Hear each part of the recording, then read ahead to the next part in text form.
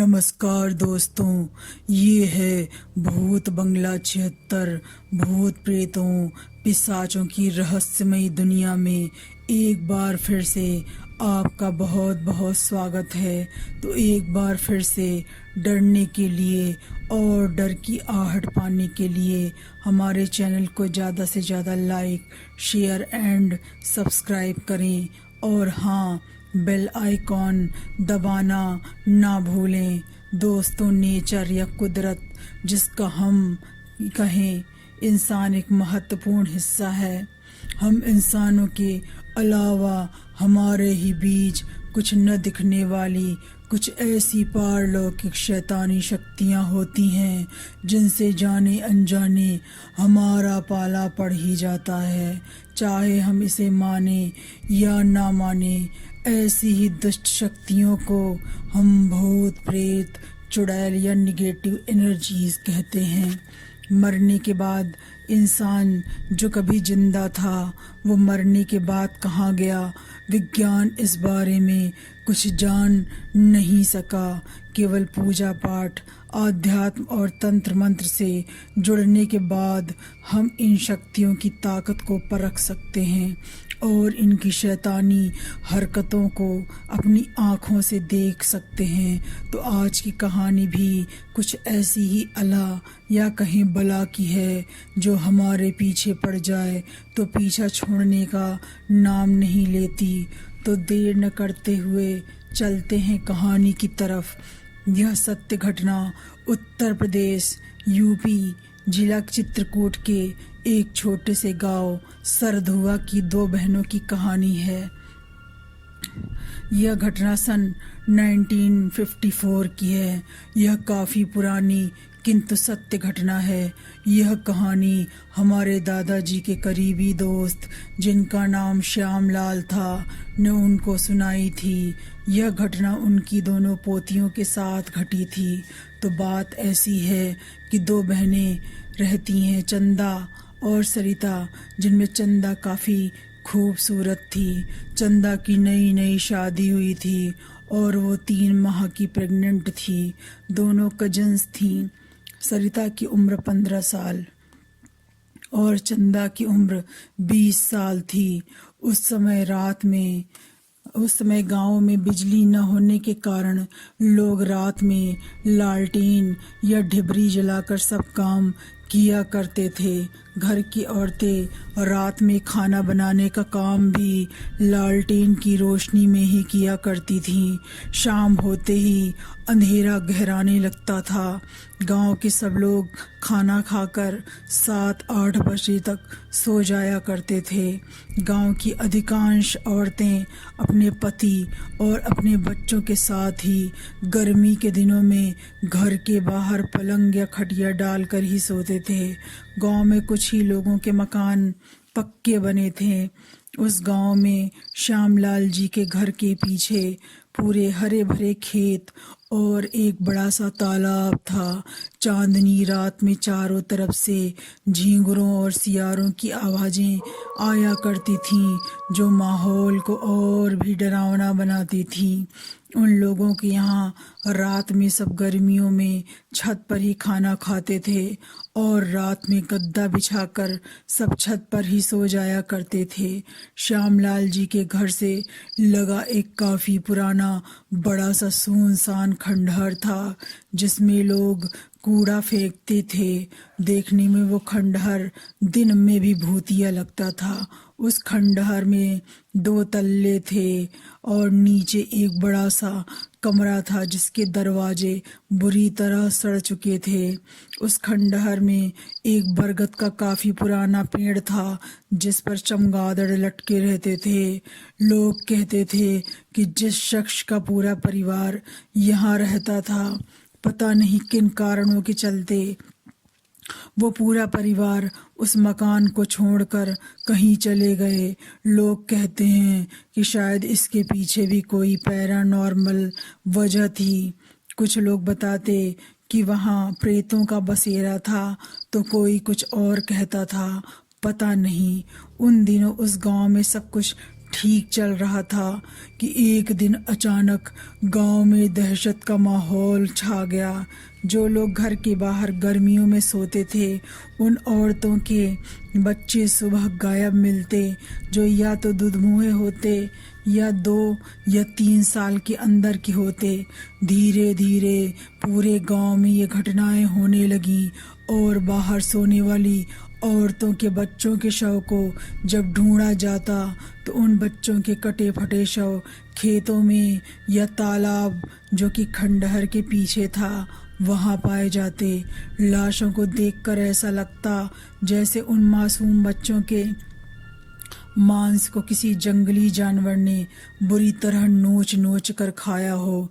रात में पहरा लगने लगा।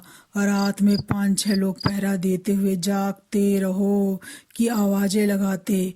पूरे गांव में दहशत का माहौल छा गया था। लोगों की आंखों से नींद उड़ चुकी थी।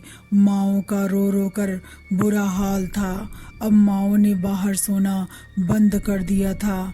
घर के अंदर रहते हुए भी माओ की आंखों से नींद कोसों दूर थी। जिन लोगों के कच्चे घर बने थे वो काफ़ी दहशत में थे। फिर भी जानवरों और यानी मवेशियों और कुछ 1-2 बच्चों के शवों के मिलने का सिलसिला जारी रहा। तो ऐसे ही एक रात की बात है। श्यामलाल जी के घर पर मेहमान आए रहते हैं। घर की सब औरतें काम और बातों में व्यस्त थीं, तो चंदा और सरिता अपनी अपनी खाने की थाली लेकर छत पर पहुंचती हैं। अमावस की काली रात थी। वो दोनों लालटेन की रोशनी में खाना खा ही रही थीं कि अचानक कहीं से बिल्ली के तेज तेज रोने की आवाज़ें आती हैं। तो चंदा बोलती है कि ये बिल्ली की रोने की आवाज़ें कहाँ से आ रही हैं। तो चंदा खाना छोड़कर लालटेन लेकर चारों तरफ देखती है पर कुछ नहीं दिखता। तो वो लालटेन लेकर घर से सटे खंडहर में झांकती है। लालटेन की रोशनी में देखती है कि एक लाल आंखों वाली बिल्ली बहुत बुरी तरह से रो रही थी। लेकिन जैसे ही चंदा लालटेन की रोशनी में जो देखती है वो सन्न रह जाती है। 2 सफ़ेद चमकदार भयानक आंखों वाली चुड़ैल, जिनकी आंखों में पुतली ही नहीं थी, दिखाई पड़ती है। उसके पैर उल्टे यानी एड़ी आगे की ओर थी और उसकी यानी चंदा की तरफ देखती है। वो एक कबूतर को बुरी तरह नोच नोच कर खा रही थी। उसके नुकीले दांत पर बहुत सारा खून लगा था और उसके पूरे बाल बिखरे हुए थे और उसने सफ़ेद साड़ी पहन रखी थी। उसकी सफ़ेद आंखें अंधेरे में बहुत ही भयानक लग रही थीं। वो चंदा को घूरती हुई देख रही थी। चंदा के हाथ से डर के कारण लालटेन छूटकर खंडहर में गिर जाती है। चंदा सरिता से बोलती है, भाग सरिता भाग चुड़ैल। दोनों सब कुछ छोड़कर गिरते पड़ते इतना तेज भागती हैं और जल्दी से छत से सीढ़ी की तरफ लगे दरवाजे को कसकर बंद कर लेती हैं। उस पर कुंडी लगाकर सीधे दोनों किसी तरह नीचे उतरती हैं। चंदा सीढ़ी पर ही बेहोश हो जाती है। उस भयानक कुरूप चुड़ैल ने गर्भवती चंदा को देख लिया था। काफ़ी देर बाद चंदा को जब होश आता है तो सब लोग चंदा को घेर कर बैठे रहते हैं। सब पूछते हैं, क्या हुआ चंदा, तुम लोग चीखती हुई छत से भागी क्यों? किस चुड़ैल को देखा तुमने? कौन थी खंडहर में? चंदा के मुंह से दहशत के कारण आवाज़ नहीं निकल रही थी। जैसे तैसे उसने सब बात घर के लोगों को बताई। सब ने उसे बिस्तर पर लिटा दिया। वो रात भर डरी डरी अपनी माँ और सरिता का हाथ पकड़े रही। जैसे तैसे सुबह हुई। सुबह सब कुछ नॉर्मल था, लेकिन जैसे ही दोपहर के 2:30 बजते हैं, चंदा बहुत तेज चीखती है। उसको अपने कमरे के कोने में वही सफ़ेद आँखों वाली भयानक विकराल चुड़ैल दिखती है, जिसके नाखून काफ़ी नुकीले लंबे, काले और मुड़े हुए थे। नुकीले दांतों और नुकीले नाखूनों से वो चंदा के पेट की तरफ झपटती है। चंदा बहुत तेज चीखती है और घर के सब लोग जाग जाते हैं। चंदा कमरे के कोने की तरफ इशारा करते हुए कहती है, चुड़चु चुड़ैल। अपने पेट को बचाते हुए वो चिल्लाती है, मेरा बच्चा, माँ बचाओ। वो चुड़ैल केवल चंदा को दिख रही थी, क्योंकि वो चुड़ैल उसका बच्चा खाना चाहती थी। इतना कहकर वो बेहोश हो जाती है। अब उस चुड़ैल का आतंक घर पर छाने लगा था। सब लोग चंदा को रात में घर में बने मंदिर वाले कमरे में ही सोने के लिए कहते हैं, क्योंकि मंदिर एक सुरक्षित जगह थी चंदा के लिए। चंदा के पिताजी जल्दी से एक पास में ही रहने वाले बाबा जी को घर लाते हैं। वो कुछ भभूत और एक जंतर देते हैं और बताते हैं कि चंदा पर एक बहुत ही शक्तिशाली चुड़ैल का साया है, जो इसके पेट में पल रहे बच्चे को खाना चाहती है। बाबा जी घर में बने मंदिर के चारों तरफ बड़ा सा सुरक्षा घेरा बना देते हैं। वहीं चंदा उस सुरक्षा घेरे के अंदर लेट जाती है और वो भभूत चंदा के मत्थे पर लगा दिया जाता है और जंतर को रेशमी काली धागे में पहना दिया जाता है। लेकिन उसी रात चंदा को ऐसा लगता है जैसे सरिता बहुत बुरी तरह चीखी। चंदा की नींद टूटती है, साथ ही उसे टॉयलेट भी लगी थी। वो आंगन में अपने साथ माँ को लेकर जाना भूल जाती है, जो उसके साथ सो रही थी। वो बिना माँ को लिए ही सुरक्षा घेरे से अचानक बाहर भागती है। बाहर आते ही उसका गले में बंधा हुआ रेशमी जंतर खुलकर कहीं गिर जाता है। जंतर ही उस चुड़ैल से बचाव करने के लिए रक्षा कवच था। तभी चंदा को पायल छनकने की आवाज़ें आने लगती हैं। वो डर जाती है। वो चीख सरिता की नहीं बल्कि उस चुड़ैल की थी। वो चुड़ैल चंदा के शरीर पर अधिकार कर लेती है। थोड़ी देर बाद चंदा की माँ की आंख संयोग से खुल जाती है।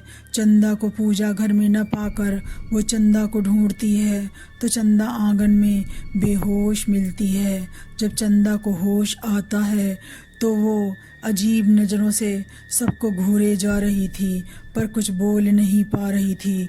चंदा के गले में ताबीज या जंतर न देखकर चंदा की माँ सरस्वती देवी जंतर को जल्दी से ढूंढती हैं और उस जंतर को जैसे ही वो चंदा को पहनाने वाली होती हैं, जंतर उड़कर दूर गिर जाता है। चंदा उस चुड़ैल की आवाज़ में बोलती है, खबरदार बुढ़िया, जो ये ताबीज मुझे पहनाया। तो चंदा के पूरे बाल भी फैल जाते हैं। वो चुड़ैल बोलती है, बहुत देर तूने अपनी बेटी को मंदिर में छुपाया, अब नहीं, अब इसके गले में तो जंतर है ही नहीं, मैं इसके बच्चे को छोड़ूंगी नहीं। हा हा हा। कई लोग उसको पकड़ नहीं पा रहे थे। बाबा जी को फिर बुलाया जाता है, पर उस चुड़ैल पर भभूत का कोई असर नहीं होता। वो बहुत शक्तिशाली हो चुकी थी। बाबा जी घर से भाग जाते हैं। अब चंदा को तेज बुखार चढ़ता है। घर में कई बाबा आए पर चंदा को ठीक नहीं कर पाए। चंदा घर में टहल टहल कर चूहों को नोच नोच कर ऐसे खा रही थी जैसे कई जन्मों की भूखी हो। केवल 2 ही दिन में चंदा की आंखों के चारों ओर काले घेरे हो गए थे। चंदा अपने ही पेट पर घूंसे या मुक्के मार रही थी। उसके पेट में पल रहे बच्चे को बचाने के लिए 7-8 आदमियों को बुलाया जाता है। सब मिलकर भी उसे संभाल नहीं पा रहे थे। किसी तरह उसके दोनों हाथों को रस्सी से बांध दिया जाता है। वह तेज आवाज में गुर्रा रही थी, खोल बुढ़िया मेरी रस्सी खोल। वो चुड़ैल इतनी शक्तिशाली हो गई कि घर में बने मंदिर के दरवाजे पर जाने से पहले ही वो सबके कदम रोक लेती। कभी घर की छत पर पायलों के छनकने की आवाज़ें आती, तो कभी वो एक समय पर 2 जगहों पर होती। सब मेहमान भाग चुके थे, घर के सब लोग दहशत में जी रहे थे।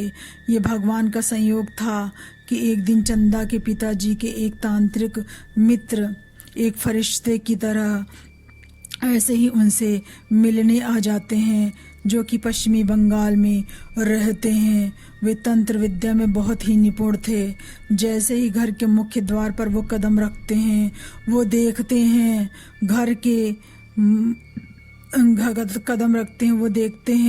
घर के मुख्य द्वार पर उल्टे पैरों के निशान जमीन पर छपे थे।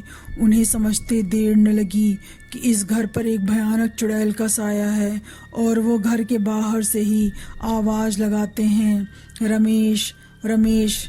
चंदा के पिताजी का नाम रमेश था, लेकिन अंदर से कोई आवाज़ नहीं आती। तब गांव वालों ने उनको बताया कि चंदा पर एक भयानक चुड़ैल का साया है। गांव वालों ने बताया कि श्यामलाल जी के घर पर जितने मेहमान आए थे, सब डर कर भाग गए। रमेश के तांत्रिक मित्र, जिनका नाम श्यामा प्रसाद मुखर्जी था, उन्होंने जल्दी से गांव के कुछ लोगों से एक मिट्टी की हांडी, शुद्ध जल और परात मंगाया और कुछ पूजन सामग्री भी मंगाई। घर के मुख्य द्वार पर ही गोल घेरा बनाकर वो उसके अंदर बैठकर कुछ काली शाबर मंत्र पढ़ने लगे। हांडी में सिंदूर, पूजन सामग्री और कुछ जल डालते हैं और पास रखी परात में भी जल डालते हैं। जैसे ही वो मंत्र पढ़ते हुए परात में जल डालते हैं, वो भयानक चुड़ैल उस परात के पानी में उतर आती है और ज़ोर ज़ोर से चीखती है। सब उस भयानक चुड़ैल को अपनी आँखों से देखते हैं। देखते ही देखते मंत्र शक्ति से वो मिट्टी की हांडी उड़ते हुए उस खंडहर की तरफ जाने लगती है और परात का पानी काला होना शुरू हो जाता है। हांडी के पीछे पीछे तांत्रिक महाराज और गांव वाले धीरे धीरे परात को लेकर चलने लगते हैं।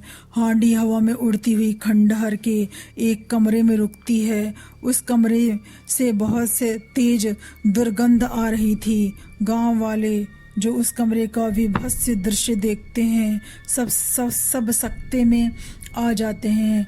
खंडहर का एक टूटा फूटा कमरा बच्चों के कंकालों और कटे फटे सूखे मांस के टुकड़ों से पटा पड़ा था। चारों तरफ फर्श पर खून ही खून के दाग थे। पास ही एक बड़े आदमी का कंकाल था, जिस पर काले रंग के वस्त्र थे। वह कंकाल एक सुरक्षा घेरे से बाहर पड़ा हुआ था।